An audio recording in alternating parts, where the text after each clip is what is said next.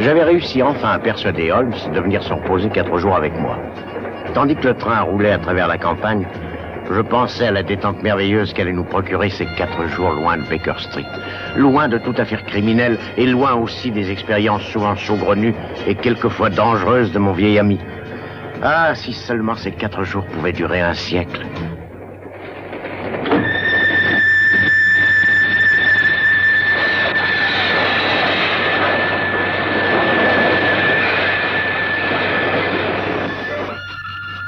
Que se passe-t-il, Watson? Je vais le savoir. Ça, par exemple. Vous voyez quelque chose? Ah, non, rien du tout. Pourvu qu'on ait écrasé personne, nous faisions au moins du 40 à l'heure. Nous allions plus vite que ça, Watson. Je croyais que vous dormiez, Holmes. Pas tout à fait. Je pensais à ce meurtre qui a eu lieu à Parkington. Vous savez bien cette triste affaire en Afrique du Sud. Et je me demandais pourquoi... Quoi? Vous êtes en vacances. Ah oui, je l'avais oublié, Watson. Monsieur Holmes. Oui, je suis Monsieur Holmes. J'ai relevé votre nom sur la liste des places prises en location et j'ai pensé que vous pourriez nous aider. Nous avons un petit accident. Un accident ou un incident? Je suppose que vous appelleriez ça un incident. Un de nos voyageurs a disparu. Disparu? Un petit garçon qui voyageait avec mademoiselle. Il s'appelle Paul Windmaster. Il faut le retrouver. Et je pense que vous seul pouvez le faire, monsieur Holmes. Il faut le retrouver. Allons, mademoiselle. Je suis sa gouvernante. Je n'aurais pas dû le perdre de vue une seule minute. Mais quand j'ai fermé la porte après l'avoir mis au lit, j'étais assez folle pour croire qu'il n'y avait plus de danger. Vous croyez vraiment qu'on a pu l'enlever? Non, je suis sûre que Paul s'est enfui. Comment pourrais-je me représenter devant son père? Vous feriez mieux de vous asseoir, mademoiselle. Kendall. Lydia Kendall. Mademoiselle Kendall, et de nous dire tout depuis le commencement. Alors seulement nous pourrons vous aider. Asseyez-vous. Merci. Dites-moi, mademoiselle Kendall, qu'est-ce qui a pu pousser ce garçon à s'enfuir? Monsieur Holmes, avez-vous entendu parler du père de Paul, Lawrence Windmaster? Ah oui, Windmaster, le bûcheron, le roi du bois canadien. Oui, c'est comme ça que les journaux l'appellent. Il est aussi solide que les arbres qu'il abat. Paul, n'ayant plus de mère depuis l'âge de 2 ans, est devenu comme lui sur bien des points, indépendant, sauvage. Croyez-moi, ma tâche n'a pas été de tourpeau. Oui, je m'en doute.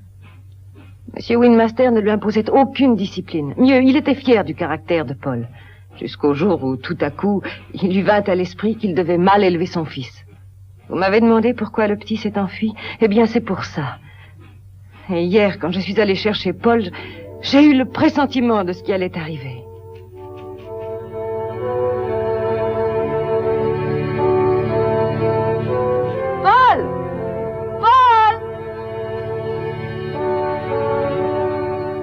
Il faut rentrer à la maison et vous habiller. Nous partons dans 1 heure.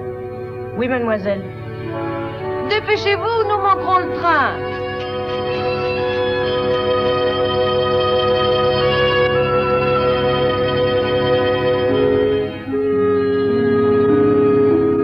Dès votre arrivée à l'école, vous conduirez Paul tout droit chez le directeur.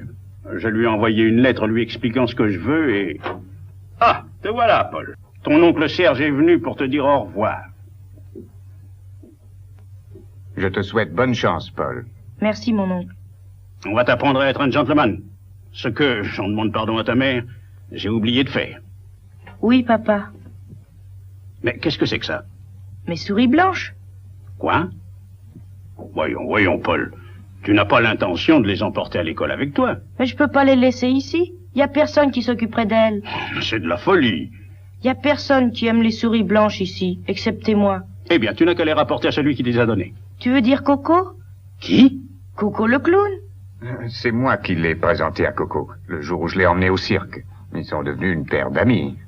Je peux pas les lui rendre. Il m'en a fait cadeau. Paul, je me moque de ce que tu en feras, mais tu ne les emporteras pas. Tiens-toi-le pour dit. Très bien. Je les laisserai ici, alors. C'est parfait. Eh bien, il va être temps que vous partiez. Mais qu'est-ce qui te prend? Je veux pas aller à l'école. Quoi? T'es pas allé à l'école. Pourquoi que j'irais alors? Les choses étaient différentes quand j'étais jeune. Mais si c'était à refaire, j'irais. Je laisse mon cheval et mes souris blanches, et Coco et moi, on avait rendez-vous la semaine prochaine. Tu ne peux pas continuer à vivre comme ça. Tu deviendrais un sauvage. Mais Lydia pourrait m'apprendre tout ce que j'ai besoin de savoir. Miss Kendall n'est pas un professeur, c'est une gouvernante. Elle en sait autant que n'importe qui. Maintenant, écoute-moi, Paul. Un jour, tu entreras en possession de tout ce que j'ai. Cette propriété, mes exploitations forestières, mes usines. Quand ce jour viendra, je veux que tu sois armé pour me succéder. Mais j'ai pas besoin d'aller à l'école pour ça. Et puis, je veux pas porter des cols qui font mal au cou. Tu porteras ce que je veux et tu aimeras ça. Et tu iras à l'école, que ça te plaise ou non. Lâche-moi! Je veux pas aller à l'école! Je me sauverai! Tu entends? Je me sauverai! Jamais j'irai à l'école! Mademoiselle Kendall, vous venez! Non, jamais j'irai à l'école! Lâche-moi! Lâche-moi! Il me suivit jusqu'à la gare sans plus protester. Et même dans son attitude, il semblait avoir totalement changé. Au moment du départ, il se conduisit comme s'il avait hâte d'être à l'école. Mais bien sûr, ça n'était qu'une ruse pour endormir ma confiance. Vous dites que vous étiez avec lui quand il s'est déshabillé pour dormir. Quelle heure était-il à ce moment-là? Environ 8 heures. Et à quelle heure avez-vous découvert sa disparition? 1 heure plus tard. J'ai entendu du bruit venant de son compartiment. Je suis allé voir ce que c'était et j'ai trouvé la porte fermée de l'intérieur et j'ai dû demander au contrôleur de me l'ouvrir. Et comment il s'y était pris, je l'ignore, mais il avait disparu. Et bien entendu, vous avez fouillé le train. Oh, d'un bout à l'autre avec le contrôleur. Et ne le trouvant pas, j'ai cru bon de faire arrêter le train. Oh, si je ne me trompe pas, il y a une forte pente quelques kilomètres après Darcy. Oui, c'est exact. Bon, à votre avis, à quelle vitesse pouvions-nous rouler alors? Oh, environ 8 kilomètres à l'heure, monsieur, pas davantage. Eh bien, dans ce cas, je crois que nous devrions emprunter une carte à un des fermiers des environs de Darcy et examiner cette partie du trajet. Oui, je vais m'en occuper immédiatement. Quel est le numéro du compartiment de Paul? Le 37. Bon, le docteur Watson et moi allons y jeter un coup d'œil. Non, il est inutile que vous veniez, vous feriez mieux de rester ici vous reposer. Ne vous inquiétez pas, tous les petits garçons aiment faire des fugues, et ils reviennent toujours.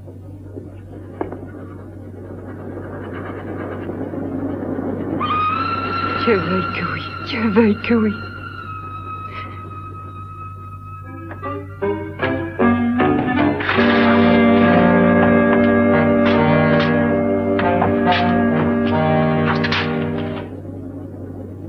Je dois dire que vous avez simplifié les recherches en pensant à cette côte après Darcy.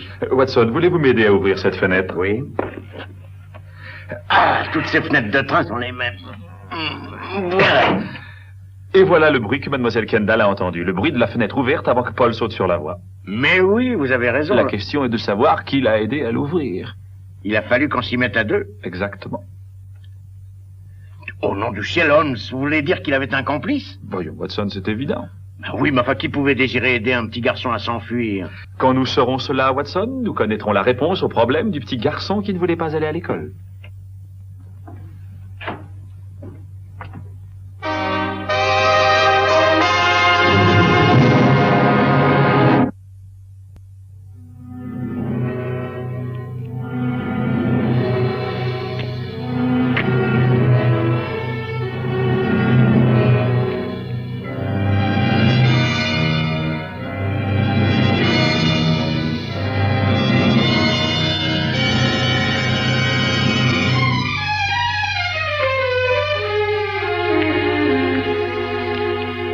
Nous avons déjà examiné ce coin-là 3 fois, Holmes.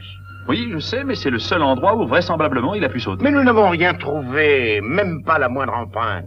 Regardez. Qu'est-ce que c'est?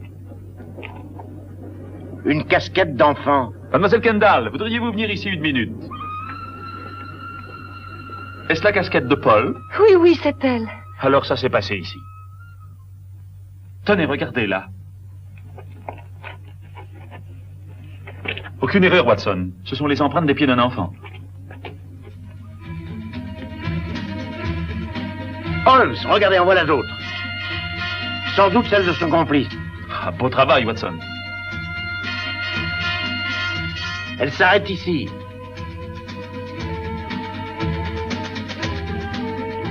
Ce qui s'est passé devient très clair. Pas pour moi. Mais si, ils ont pris un autre train, un train local sans doute, allant dans la même direction que le nôtre. Nous dépassons en effet un train local ici, monsieur Holmes, celui venant de Royal Minster. Mais comment ont-ils fait? Changer de train en marche, ce n'est pas facile. Oui, c'est vrai, Watson, à moins que ces trains ne roulent très lentement. C'est le cas, c'est possible, tout à fait possible, monsieur Holmes. Bien, alors je crois que le mieux est de télégraphier pour demander d'arrêter ce train. Oui, monsieur. Pensez-vous le retrouver, monsieur Holmes?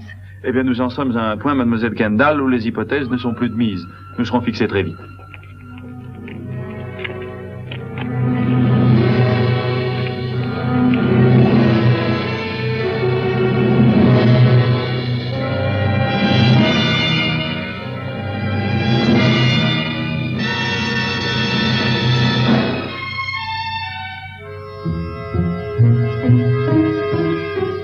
Paul! Pardon? Oh, je m'excuse. J'ai cru que vous étiez mon élève. Peut-être que dans le compartiment suivant... Oh, c'est le dernier, mademoiselle. Vous m'aviez donné tant d'espoir, monsieur Holmes. À combien de gares le train s'est-il arrêté avant Darcy? 3, comme d'habitude. Est-ce qu'un petit garçon est descendu à l'une d'elles? Pas que je me rappelle. Il y avait un petit garçon. Je lui ai parlé et il est descendu avec son père à Manborough. Tu en es sûr? Ah oui, c'est vrai, je les ai vus. Pardonnez-moi, je l'avais oublié. Pouvez-vous me décrire le père? Pas très grand, grisonnant, bien qu'assez jeune. Ah oui, quand j'ai contrôlé son billet, il y a quelque chose dans ses mains qui m'a frappé. Il avait le bout des doigts rouges. Rouge? Oui, j'ai trouvé ça bizarre sur le moment. Observation précieuse de votre part, contrôleur. C'est la preuve, Watson. Holmes, vous savez qui c'est? Évidemment. Coco, le clown. Coco le clown? Il était l'ami de Paul. Et de plus, il y a ces bouts de doigts rouges. Dont la signification m'échappe complètement.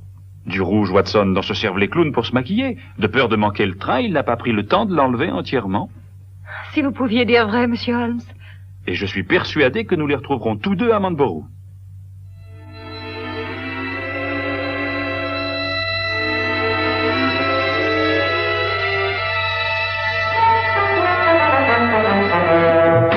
Watson, mademoiselle Kendall envoie un télégramme au directeur de l'école pour lui dire qu'ils ont été retardés.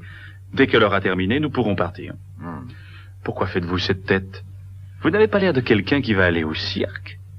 Holmes, vous rendez-vous compte que pendant 3 longues semaines, j'ai fait les pires bassesses pour vous persuader de venir avec moi.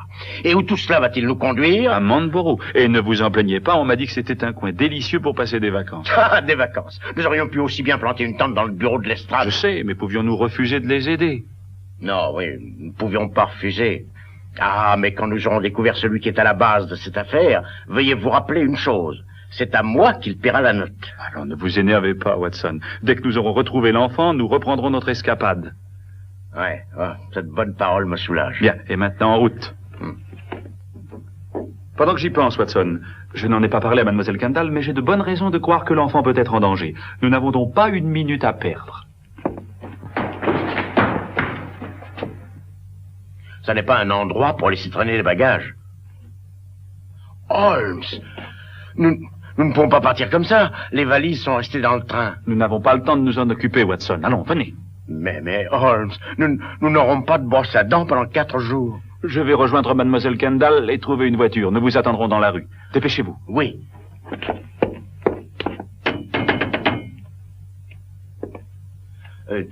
Pourriez-vous me dire si l'express est déjà parti? Je sais qu'il a dû prendre une autre voie et j'ai pensé qu'il était encore en gare. Je m'excuse de cette question, mais savez-vous où vous êtes? Ah, bien sûr que je sais où je suis. Je suis à Manborough. Moi aussi, monsieur, mais l'express ne s'est jamais arrêté à Manborough. Jamais, monsieur. Excepté une fois. Mais je vous assure qu'il s'est arrêté ici ce soir. Oh non, monsieur. La seule fois où l'express de nuit s'est arrêté à Manborough, c'était au mois de mai 88. La locomotive avait perdu une roue. Ça s'est passé devant moi. L'express est resté là toute la nuit. Écoutez, c'est très urgent. Il se trouve que je sais que l'express de nuit s'est arrêté ici parce que j'en suis descendu à cette station. Alors ayez la bonté d'aller voir s'il est encore ici. Eh bien, je dois justement aller inspecter les voies dans 10 minutes. Je demanderai le renseignement, monsieur. Dans 10 minutes? Très bien, n'en parlons plus. Watson, dépêchez-vous, la voiture nous attend. Mais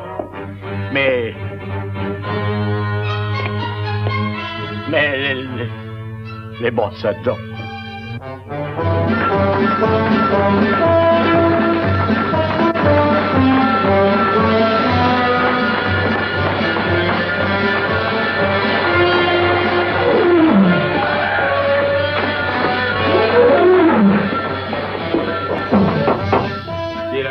Serge, ouvrez-moi.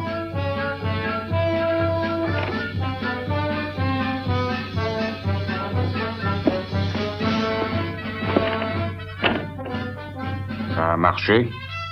Nous avons sauté et changé de train. Comme ça. Comme deux acrobates. Où est le gosse maintenant?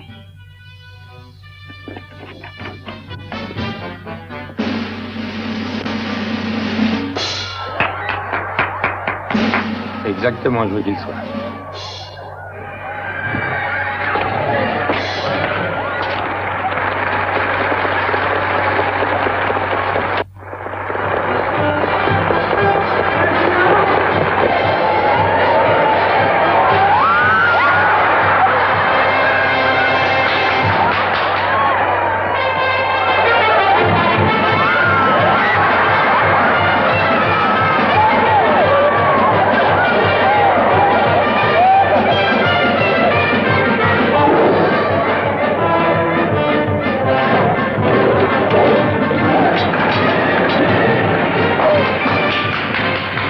Allez, montez et finissons-en. J'aimerais avoir une petite avance. Combien? 100 livres, je crois que ça irait.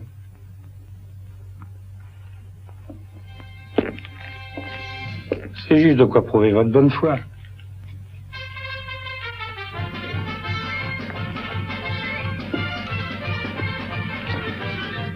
Vous me donnerez le reste quand ce sera fini.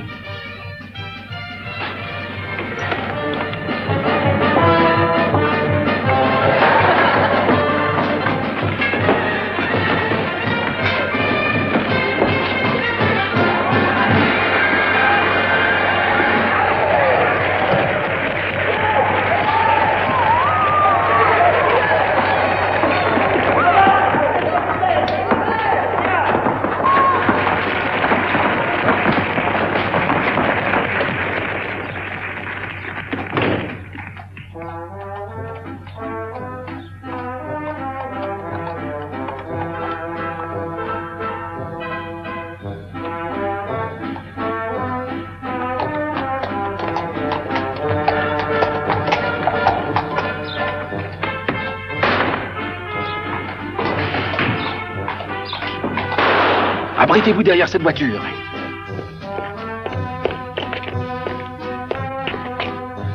Tenez, Watson, prenez ce revolver et tirez en l'air. En l'air? Oui, pour lui faire peur. Mais qu'allez-vous faire? Découvrir qui il est et pourquoi il a enlevé l'enfant. Bon, allez-y, Watson, tirez. Je vous l'ai dit, Holmes, c'est moi qui m'en charge. Mais... Watson! Tirez, Holmes, tirez! Très bien.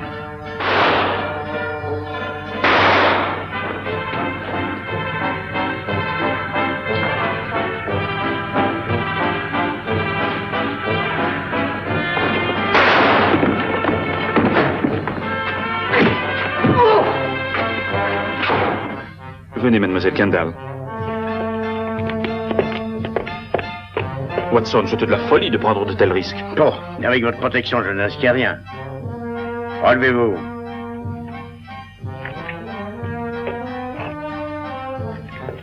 C'est le frère de Monsieur Windmaster. Oh, l'oncle Serge. Oui, et le premier à hériter la fortune de Windmaster si le petit Paul venait à mourir. C'est exact, c'est lui qui hériterait. Vous pouvez ne pas le croire, monsieur Windmaster, mais vous avez de la chance. Si l'enfant avait été tué, vous auriez sans doute été pendu. Pendu? Oui, pendu. Nous devons l'arrêter. Arrêtez qui? Coco, je sais qu'il va tuer Paul. Quoi? En le faisant tomber d'une passerelle.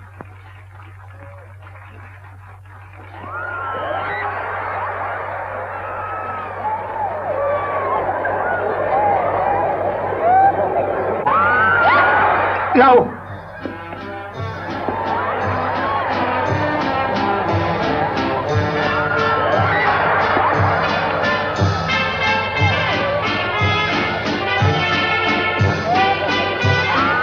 Coco?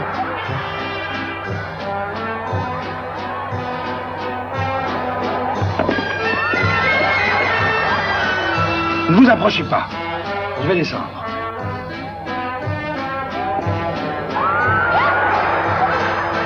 Vous ne pouvez pas vous en tirer. Si vous essayez de m'arrêter, je tue le gosse. Coco.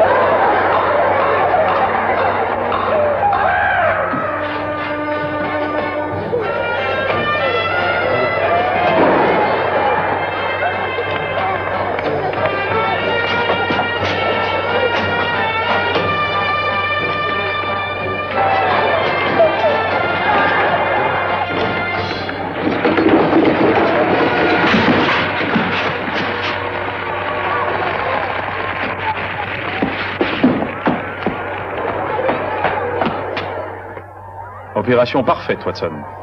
Je me surpasse toujours quand une vie est en danger. Il voulait me tuer et moi qui croyais qu'il était mon ami.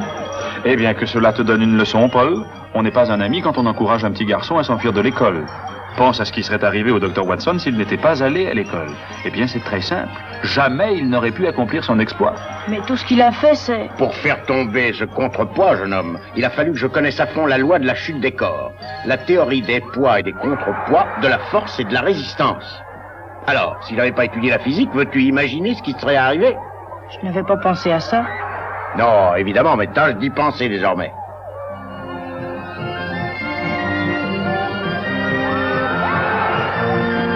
Watson, pensiez-vous réellement aux lois physiques quand vous avez tiré sur la corde? Oh, évidemment, voyons. Ah, c'est bien vrai, ça? Allez, venez, vous. Et vous aussi.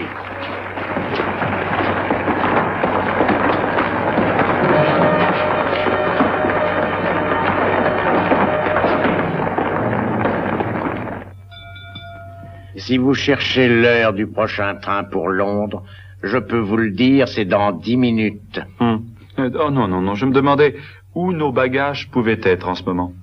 C'est curieux, ce train n'est pas marqué sur l'horaire. Mais je pense que nos chemises propres se trouvent à 30 000 au nord d'Édimbourg actuellement. Vous ne voulez pas changer de conversation? Oh, voyons, ne prenez pas tout ça aussi mal. Nous les retrouverons bien un jour ou l'autre. Monsieur, on peut dire que ça m'a donné un choc. Ah, c'est vous encore. Vous aviez raison. L'Express s'est bien arrêté à Manborough cette nuit. J'en suis tombé malade. La première fois depuis le mois de mai 88.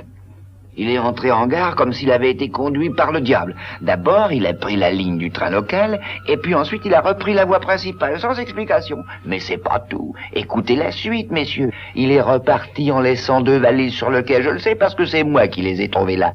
Ah, 2 valises, vous en êtes certain? Parfaitement, monsieur. 2 grandes valises. Je les ai pas ouvertes, mais il y a une qui est marquée JW et l'autre SH. Tout ce qui reste à faire, c'est de les garder au bureau pendant les 30 jours réglementaires. Mon cher ami, si vous voulez me conduire à votre bureau, je crois que je pourrais vous en débarrasser en moins de 30 secondes. Mon nom est John Watson. La valise marquée JW est la mienne. Oh, vous voulez dire que c'est vous qui... Et alors ce monsieur serait SH? Oui, c'est mon ami Samuel Higgins. Eh bien, dans ce cas, monsieur, si vous voulez bien me suivre pour identifier le contenu, je serais bien heureux de m'en débarrasser. Samuel Higgins? Oui. Voyez-vous, nous avons encore 3 jours devant nous, et je suis sûr que personne ne viendra déranger les vacances d'un Samuel Higgins.